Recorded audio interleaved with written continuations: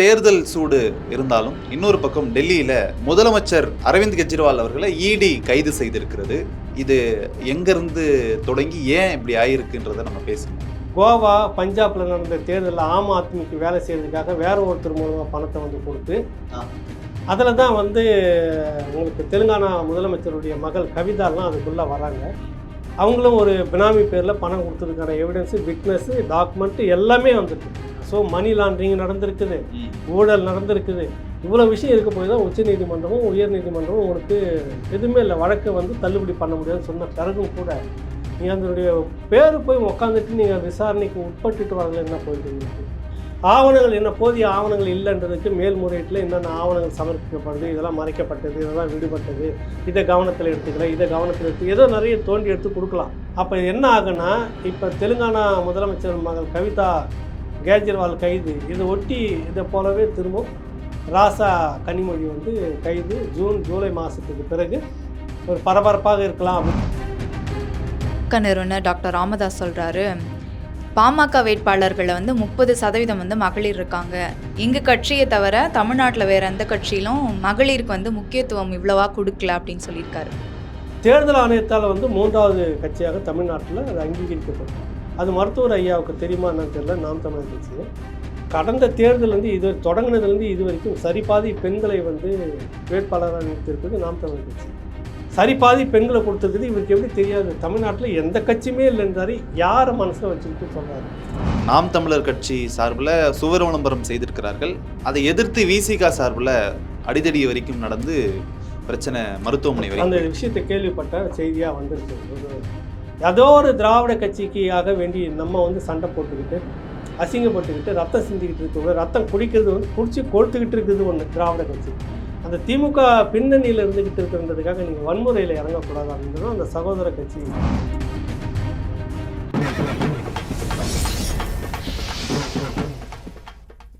ராவணா பார்வையாளர்கள், தமிழ் உறவுகள் மற்றும் ராவணா நலம் விரும்பிகளுக்கு வணக்கம். நான் பாசு ராகவேந்திரன், இவர் கவிப்பிரியா. வணக்கம் ராகவ். வணக்கம் கவிப்பிரியா. எப்படி இருக்கீங்க சார்? நல்லா இருக்கேன். சொல்லுங்க தம்பி.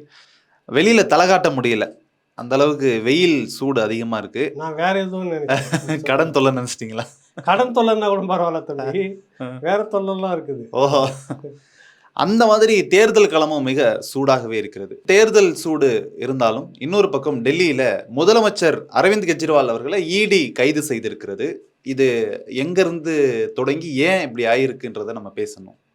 இல்லை, இப்போ பார்த்தீங்கன்னா தமிழ்நாடு மட்டும் இல்லை, இந்தியா முழுக்க கெஜ்ரிவாலுக்காக வேண்டி இந்தியா கூட்டணியில் இருக்கிறவங்க எல்லாருமே இங்கே பார்த்த திமுகலாம் கூட சேர்ந்து போராட்டம் நடத்துகிறாங்க. கெஜ்ரிவாலை கைது பண்ணது வந்து தவறு, எலெக்ஷனுக்காக வேண்டி இந்த கவர்மெண்ட் இப்படிலாம் பண்ணுது அப்படின்னு. மோடி அரசு மீது விமர்சனம் தனிப்பட்ட அது வேறு விஷயம்.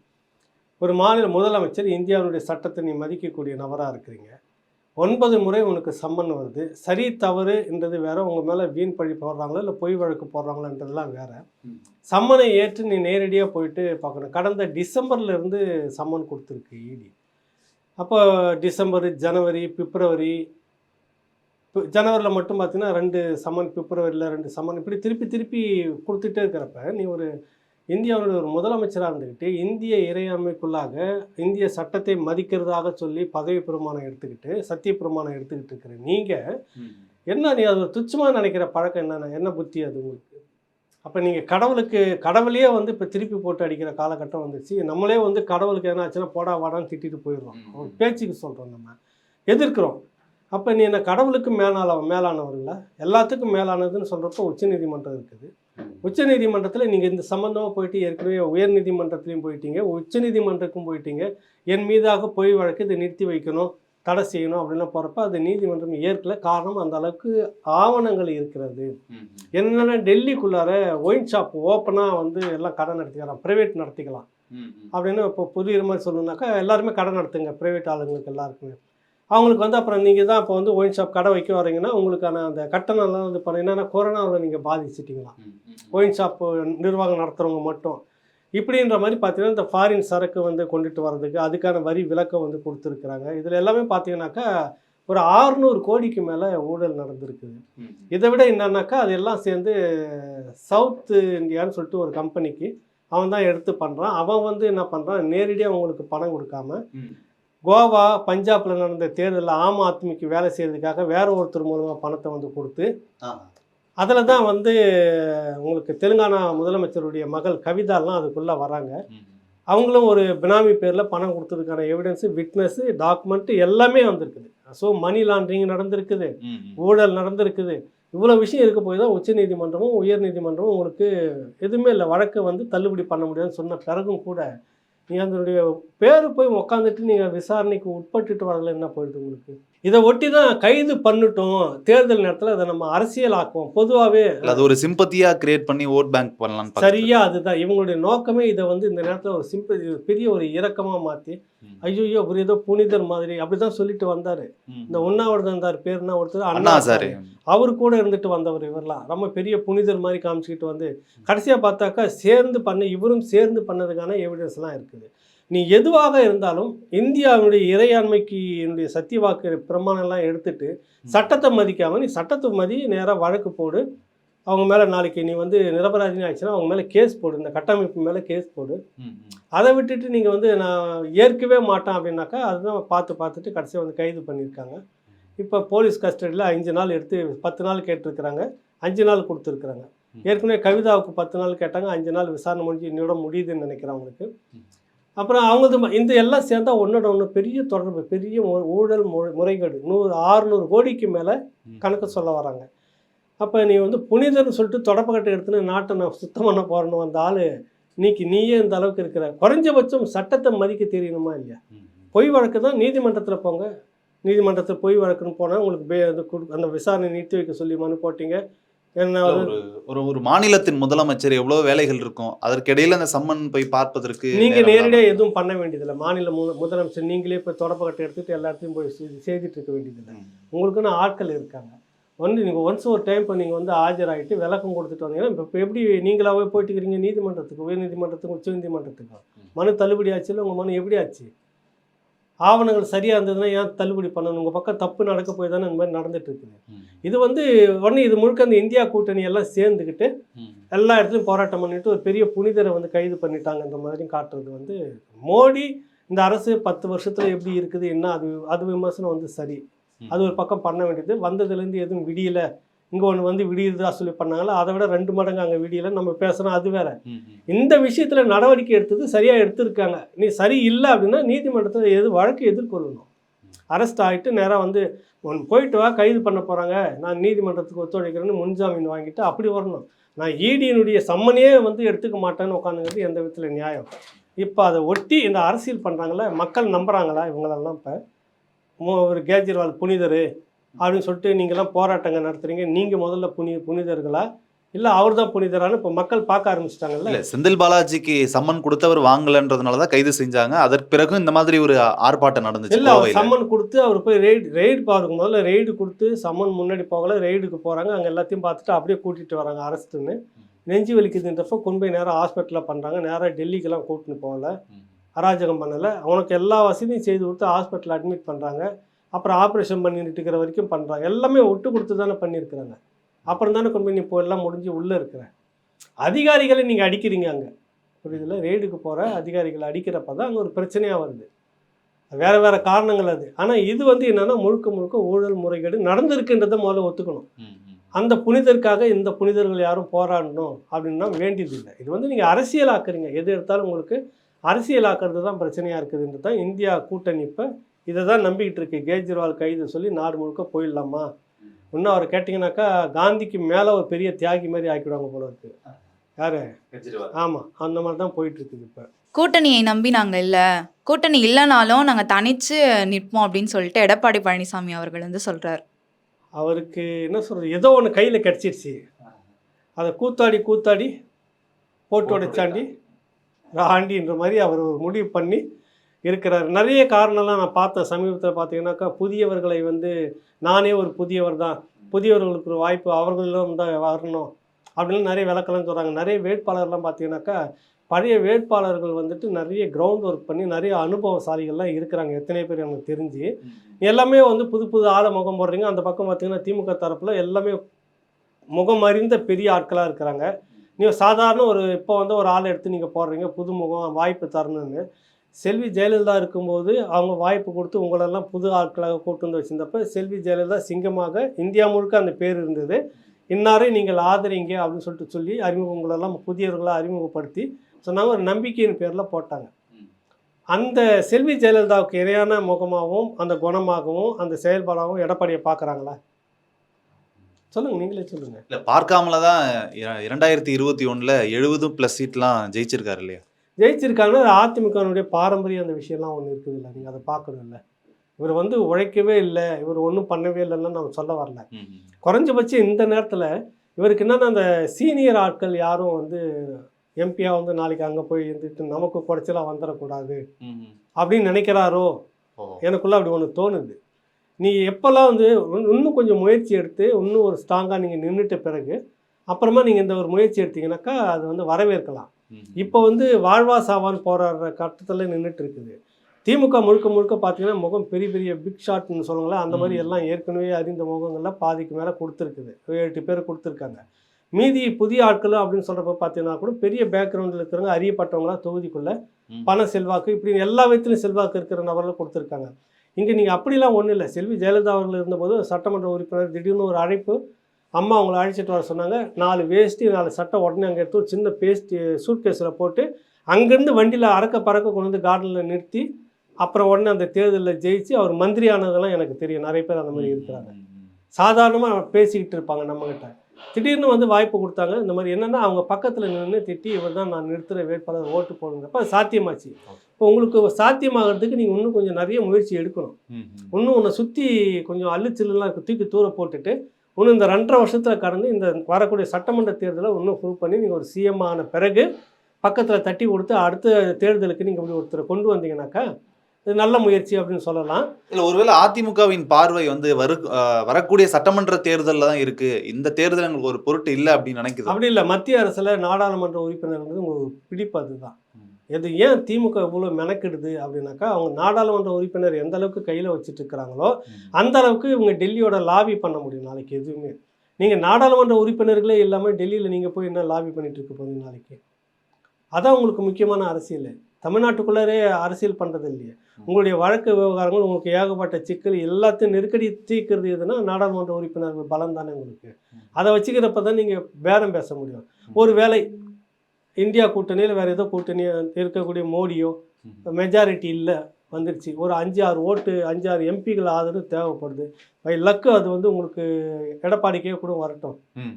இவங்க போய் அந்த நாங்கள் ஆதரவு தரேன்ட்டாங்கன்னா முடிஞ்சு வச்சு. இவர் பெரிய செல்வந்தர் இல்லை, நாளைக்கு டிமாண்ட் இவர் தானே, நாளைக்கு இவர் சொன்னதை செய்துக்கலாம்ல. இப்படி பல கேள்விகள் வந்து இருக்குது இதில். அதனால் நாடாளுமன்ற உறுப்பினர்கள்லாம் முக்கியம் இல்லை, சட்டமன்றம் தான் அப்படின்லாம் கிடையவே கிடையாது. குறிப்பாக அரசியலுக்கு நாடாளுமன்ற வேட்பாளர் நாடாளுமன்ற வெற்றி தான் முக்கியம். அதனால தான் திமுக இவ்வளோ மெனக்கெட்டுக்கிட்டு இருக்குது, இவ்வளோ பணத்தை கொண்டு வந்து கொட்டுதுங்க இங்கே. திமுக இவ்வளவு மெனக்கிட்டாலும் ஒரு சர்க்கிள் வர மாதிரி டெல்லி உயர்நீதிமன்றத்தில் கனிமொழி, ராசா உள்ளிட்டவரை 2G வழக்கிலிருந்து விடுவித்ததற்கு எதிராக சிபிஐ மனு தாக்கல் செய்திருந்தது. அதை ஏற்று இருக்குது. அடுத்த கட்டமாக இந்த வழக்கு எப்படி போக போகுதுன்னு தெரியல. இவர்கள் எப்படி இந்த தேர்தலையும் சந்திக்க போறார்கள் அப்படின்ற ஒரு கேள்வி இருக்கிறது. தெரியல. எனக்கு தெரிஞ்சு ஒருவேளை இவங்க எம்பி ஆன பிறகு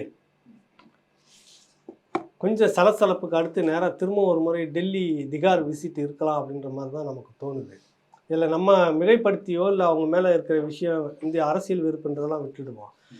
இந்த வழக்கு வந்துட்டு உங்கள் தூய்மையானவர்கள் அப்படின்லாம் விடுதலை பண்ணலை.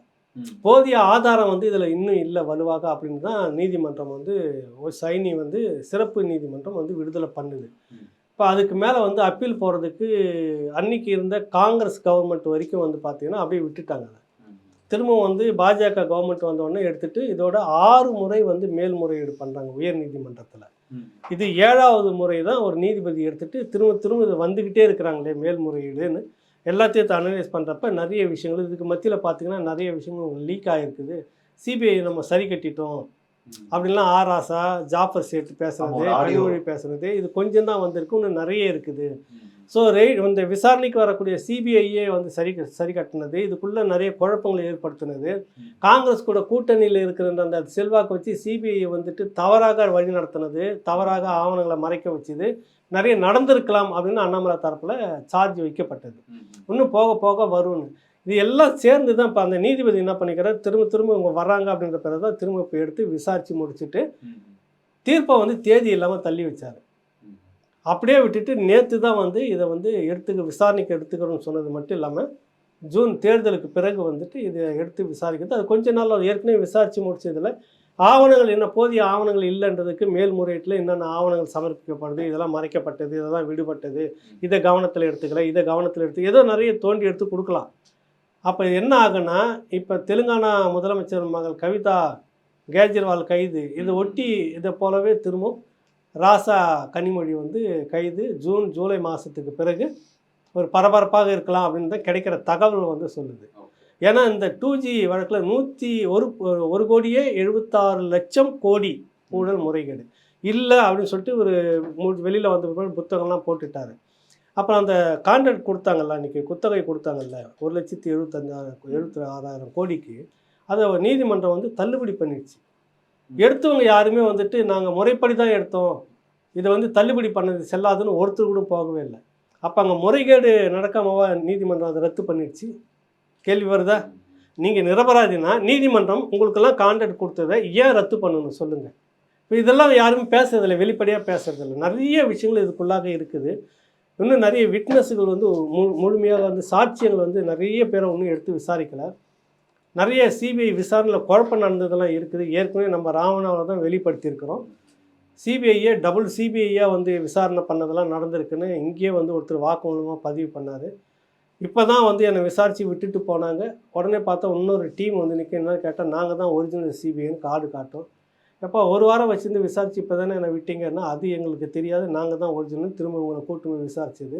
இப்படி 2 ஏஜென்சி ஏன் செயல்பட்டது, ஒன்று டூப்ளிகேட்னா அவங்க யார், இதெல்லாம் வந்து வெளியே வரணுமா வரக்கூடாதா? உங்கள்கிட்ட அதிகாரம் இருக்குதுன்னா இதெல்லாம் தெரியுது. சினிமாவாதெல்லாம் இந்தியான்னு ஒரு நாடு இல்லை, அதுக்குன்னு ஒரு சட்டம் இல்லை, ஒரு நீதிமன்றம் இல்லை, சிபிஐ அது இதுன்ற ஒரு கட்டமைப்பு இல்லை. இதன் பேரில் நீங்கள் வந்து இவ்வளவும் பண்ணிகிட்டு இருப்பீங்க, உங்களுக்கு அதிகாரம் இருக்குதுன்றதுக்காக. அதாவது உங்களை வந்து நான் விசாரித்து நீங்கள் என்னெல்லாம் சொல்ல போகிறீங்க அப்படின்னு முன்கூட்டியே தெரிஞ்சுக்கிறதுக்காக ஒரு டீம் நீங்களே அனுப்புறது. அவர் எல்லாத்தையும் இதெல்லாம் வந்து சொல்லியிருக்கிறார் ராகவ் அப்படின்னோன்னு, அப்படியா இருந்தோன்னு அதுக்கு ஆல்டர்னேட்டிவ் என்னென்னலாம் பண்ணான்னு தெரிஞ்சுக்கிட்டு அப்புறம் பார்த்தா அதுக்குள்ளே சிபிஐ ஒரிஜினல் ஒன்று போகும். இவ்வளோ நடந்திருக்குது. இங்கே சாட்சியை நம்மக்கிட்ட பேட்டி கொடுத்தவரே இருக்கிறாரு. இந்த மாதிரி நிறைய நடந்திருக்கிற இந்த விஷயத்தெல்லாம் வந்து இனி பேசப்படும்.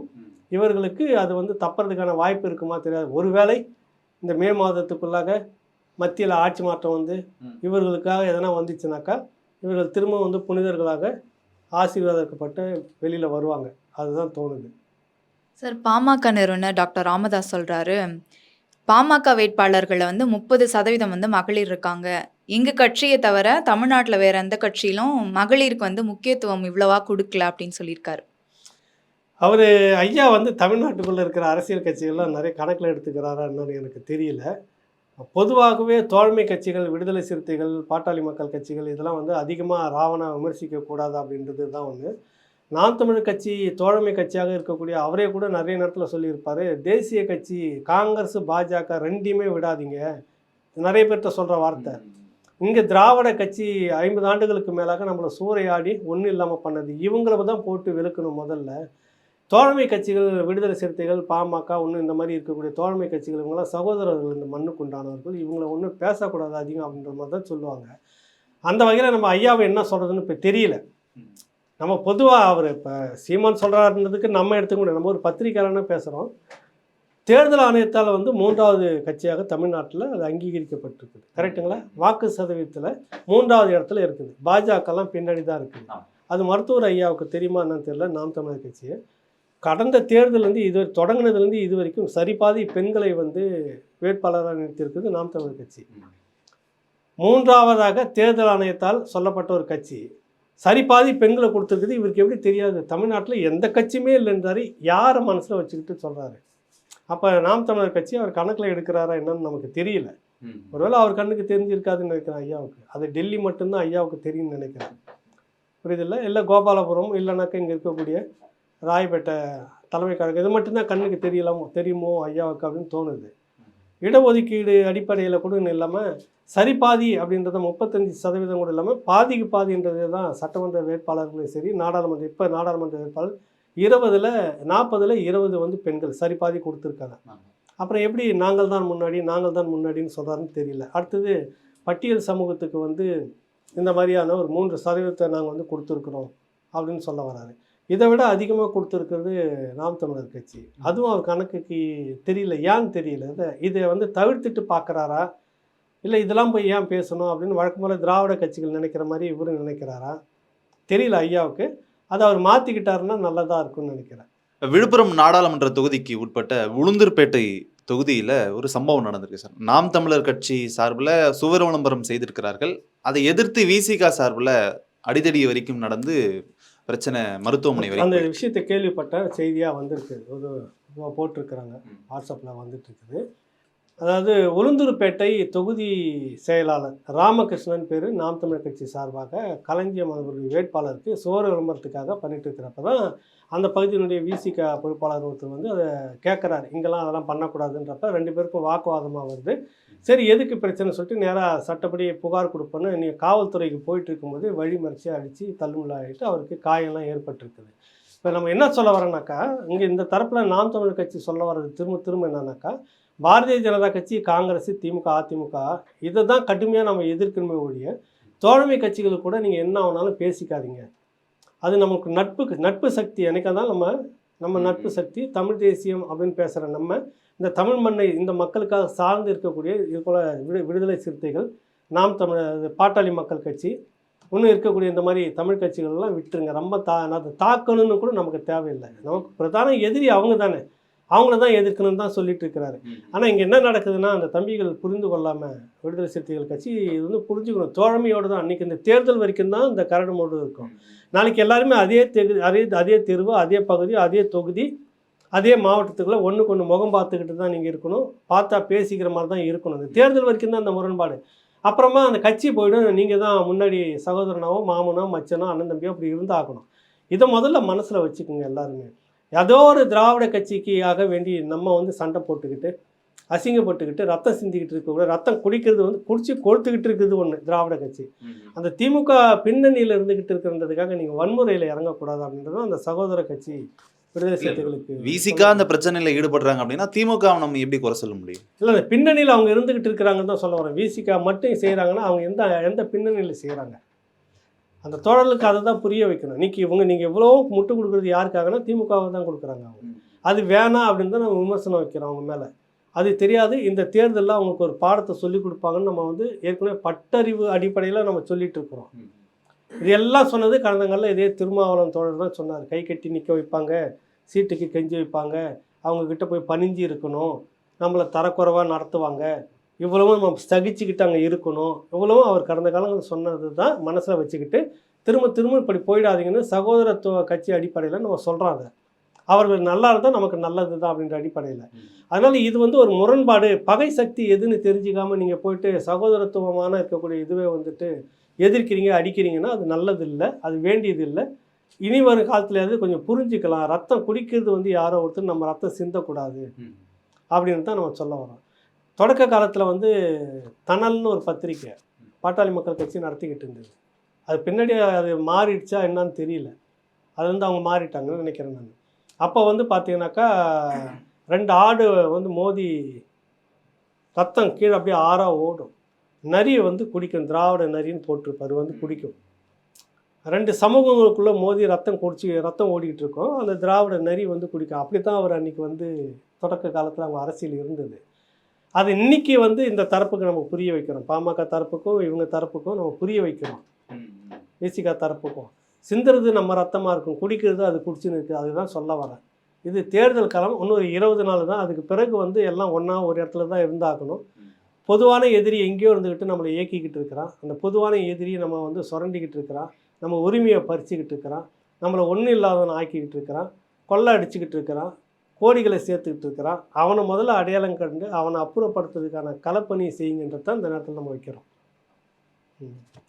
வரப்போகிற நாடாளுமன்ற தேர்தலில் கோவையில் வந்து பாஜக தலைவர் அண்ணாமலை வந்து போட்டியிடுறார் சார். எனக்கு போட்டியிடுறதெல்லாம் விருப்பம் இல்லை, பிரதமர் மோடி அவர்களோட விருப்பத்தினால தான் நான் போட்டியிடுறேன், தமிழ்நாடு அரசியல் தான் எனக்கு முக்கியம், டெல்லி அரசியலில் எனக்கு விருப்பம் இல்லை அப்படி சொல்லியிருக்காரு. எனக்கு கட்சி தலைவராகிறதுக்கே விருப்பம் இல்லை, என்னை வந்து மேலிடம் வந்து தலைவராக்குது, நான் வந்து சர்வீஸ் பண்ண தான் வந்திருக்கிறேன் மக்கள்கிட்ட அப்புறம் வந்துட்டு எனக்கு வந்து கட்சி தலைவர் பதவி கொடுத்தாலும் நான் அந்த மாதிரிலாம் செய்யணுன்றதெல்லாம் எனக்கு விருப்பம் இல்லை. தலைமை என்ன கட்டளை இடுதோ அதை தான் நான் செய்துக்கிட்டு இருக்கிறேன். என்னுடைய நோக்கம்லாம் வந்துட்டு இந்த சமூகத்தை சீர்படுத்துறது தான். இந்த தலைமை, இந்த கட்சி, இந்த பதவி அப்படின்னு நான் எதுவும் திட்டமிடல. எனக்கு விருப்பமும் இல்லை, தெரிஞ்சுக்குங்க அப்படி. அப்புறம் வந்துட்டு எனக்கு வந்து இந்த மாதிரியான பதவிகள்ன்றதை விட டெல்லி அரசியல்லாம் முக்கியம் இல்லைங்க. எனக்கு சீட்டு இப்போ தெரியாமல் கொடுத்துட்டாங்க. எனக்கு நோக்கம் அங்கே இல்லைங்க. நான் தமிழ்நாடு அரசியலுக்குள்ளே தாங்க அப்படின்னு. அப்புறம் நாளைக்கு ஒரு வேளை அரசியல் மாதிரி இங்கே கொடுத்த உடனே எனக்கு இங்கே சட்டமன்ற விருப்பினராக கொடுக்குறதுக்குலாம் விருப்பமே இல்லை நான் போட்டிடுறதுக்கு. ஏதோ நீ வந்துட்டு பாடு முதலமைச்சராக இருக்கணும்னு சொல்லிட்டு இங்கே காய் நகர்த்துறாங்க. நான் விருப்பம் இல்லாமல் தாங்க நிற்கிறேன். நான் சர்வீஸ் பண்ண தாங்க வந்தேன். இப்போ கூட பாருங்கள், நான் இதுக்கெல்லாம் நான் விருப்பப்படலை. என்னை இப்படிலாம் பண்ணுறாங்க, மேலிடம் சொல்லுது நான் செய்கிறேங்க. இந்த மாதிரி தான் சொல்லிக்கிட்டே இருக்கிறாரு. அந்த மாதிரி இந்த கணக்கில் இதையும் நீங்கள் வச்சுக்கோங்க. விருப்பம் இல்லாதவே அவர் வந்து இவ்வளவோ நடத்திக்கிட்டு இருக்கிறாரு. அதுதான் பெரிய வேதனையாக இருக்குது. சகோதரர் வந்து சர்வீஸ் பண்ணணுன்னு தான் வராரு மக்கள்கிட்ட. சர்வீஸ் பண்ணணுன்னு வரவர் வந்து விருப்பம் இல்லாமல் பிரதமர் மோடி வந்துட்டு எம்பியாக நிற்க வைக்கிறாரு. விருப்பம் இல்லாமல் அவரை டெல்லிக்கு கூப்பிட்றாரு. அவர் விருப்பத்தோட தமிழ்நாட்டுக்குள்ளே அரசியல் பண்ணி இங்கே முதலமைச்சர் அவர் தான் இருக்கிறாரு.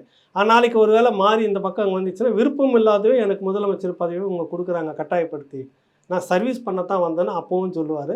சகோதரர் பேசுகிறார், ஏதோ பேசிக்கிட்டே இருக்கட்டும். எப்படியோ ஒன்று பண்ணி 3வது இடத்துக்கு வரணும் தமிழ்நாட்டில், அது இந்த முறை சாதிச்சு காட்டணும்னு ரொம்ப தண்ணி குடிக்கிறாரு. காலம் அவருக்கு என்ன பதில் சொல்லுதுன்றது இந்த தேர்தலில் பார்க்கும். முன்னாள் முதலமைச்சர் ஓ பன்னீர்செல்வம் தன்னை கழட்டி விட்டுட்டாங்க என்ற ரீதியில் அவருடைய முக பாவனைகள்லாம் தெரிகிறது. பாஜக கூட்டணியில் இருந்தார், சுயேட்சையாக நிற்க போகிறேன்னு சொன்னார். இப்போ என்ன முடிவெடுத்திருக்காரு அப்படின்றதே தெரியல. எனக்குமே தெரியல தம்பி. இப்போ ஒரு பழமொழி இருக்குது தெரியுமா உங்களுக்கு? கெடுவான் கேடு நினைப்பான். கேடு நினைப்பான், கெடுவான்றதை சொல்லலை. எடுத்தோடனே கெடுவான். யார் நினைப்பான்? யார் கெடுவான்? கேடு நினைக்கிறவன் கெடுவான். காலம் எல்லாத்துக்கும் ஒரு பதில் அப்பப்போ சொல்லிகிட்டே வருது. யார் பேச்சே கேட்டுட்டு சும்மா இருந்த நல்லா இருந்த இந்த கட்சிக்குள்ளே ஒரு குழப்பத்தை உண்டு பண்ணி அதிகாரத்தை பண்ணி சின்ன இருக்கக்கூடாதுன்னு 2 ஆளுக்கு ஒரு இலையை பிக்கிற மாதிரி பண்ணி தேர்தலில் சின்ன இல்லாமலாம் பண்ணி தொண்டர்களை 2 உடைச்சி போஸ்டிவ் கொண்டு போய் எவ்வளோ பண்ண முடியுமோ அவ்வளோ பண்ணிக்கிட்டே வந்தது. யாருக்காக பண்ண? யார் மடியில் உட்காந்துட்டு பண்ணீங்க? எவ்வளவோ பாஜக. இப்போ கடைசியாக பாஜக ஒன்று என்ன பண்ணுச்சு? ஒரு கார்ட்டூன் பார்த்தேன், கார்ட்டூனிஸ்ட் பாலா ட்ரெயின் போது ஒரு பின்னாடி வந்து ஒரு தனியாக ஒரு பெட்டியில் கட்டி நூலை கயிறு கட்டி இழுத்துக்கிட்டு போகிற மாதிரி தான். அது தேவையில்லாத லக்கேஜ் வெட்டி விட்டுட்டாங்க.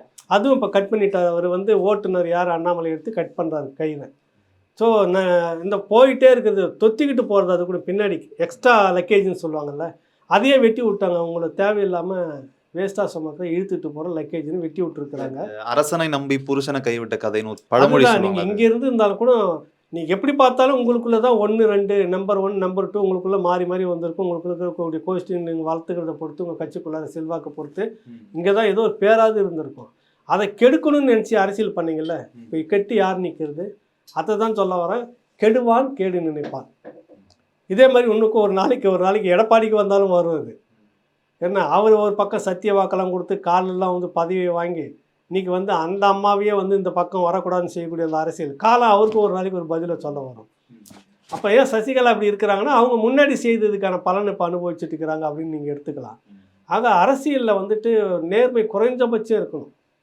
அது இல்லாமல் நம்ம எது வேணாலும் செய்யலாம் அப்படின்றதுக்கான உச்சக்கட்டமான ஒரு பார்வையாளர் இந்த சமூகத்துக்கு நமக்கு வெளிச்சம் போட்டு காட்டுதுன்னா அது இன்றைக்கி ஓ பன்னீர்செல்வம். குறைஞ்சபட்சம் அறம்ன்றது இருக்குல்ல, அது எதுவுமே இல்லையே. நீங்கள் தான் தர்ம யுத்தம் நடத்துகிறீங்க. என்னென்னா அந்த அம்மாவுடைய மரணத்தில் வந்துட்டு நீதி இல்லை, உண்மை மறைக்கப்படுது. அப்போ யார்ப்பா பொறுப்பில் இருந்தாங்கன்னா அதே ஓபிஎஸ் தான். அப்புறம் என்ன நீ பதவியில் இருக்கும்போது அந்த அம்மா மரணத்துக்கு வழி செய்ய முடியலையே, என்ன ஏது நீ பிற்பாடு விசாரணை தொடங்கினா அது கிடையாது. எடப்பாடி வந்தோடனே நீதி இல்லை, அம்மா செத்தது எனக்கு நியாயம் வேணும், தர்ம யுத்தம்னு போய் உண்ணாவிரதம் இருந்தா. எத்தனை நாடகம் போட்ட பாரு, ஏதாவது ஒன்று நிலைக்க முடிஞ்சுதா? காலம் மனிதர்களுக்கு என்னென்ன விதமான பாடத்தை சொல்லி கொடுக்குது அப்படின்னு சொல்லிட்டு நீ பண்ண ஒரு துரோகம் இருக்குது. அதே மாதிரி எடப்பாடிக்கு நாளைக்கு நடக்கும், அது சொல்ல முடியாது. நீ வந்து செய்தனுடைய விஷயம் உங்கள்கிட்ட ஒன்று காலம் கொடுத்துருக்குன்றப்ப அது எப்படி நீ பயன்படுத்துகிறன்றது இருக்குது. அதை வச்சுக்கிட்டு மனம் முழுக்க வஞ்சத்தை வச்சுக்கிட்டு வஞ்சமாகவே நீ அரசியல் பண்ணிவிட்டு வஞ்சமாகவே நகர்ந்துட்டு சுற்றி தனக்கு ஒரு கண்ணு போனாலும் எதிரிக்கு தனக்கு 2 கண்ணு போனாலும் பரவாயில்ல, எதிரிக்கு ஒரு கண்ணாவது போகணுன்ற அரசியல் வந்து இதில் நிரந்தரமாக இருக்க முடியாது. தமிழ்நாட்டில் பார்த்தீங்கன்னா அந்த மாதிரி சவால் எடுத்துக்கிட்டு வந்து எத்தனையோ கட்சி காணாமல் போயிருக்குது.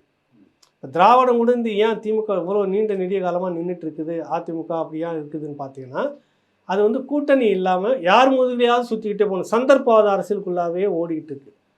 அப்போ ஒரு மாற்று சக்தியாக அங்கே எதுவும் வர முடியல. அப்போ மாற்று சக்தியாக வந்து நிற்கிற இன்றைக்கி நாம் தமிழர் கட்சி தான் 3வது இடத்துக்கு வந்துடக்கூடாது, இந்த பேரும் போயிடக்கூடாது, இப்படி போயிடுச்சுன்னா நாளைக்கு நமக்கு வேல்யூ குறைஞ்சிருந்து இவ்வளவும் பண்ணுறாங்க. இவங்க எல்லாம் ஒரு முறை தனித்து நிற்கட்டும், பணம் கொடுக்காம மக்கள்கிட்ட போய் ஓட்டு கேட்கட்டும்.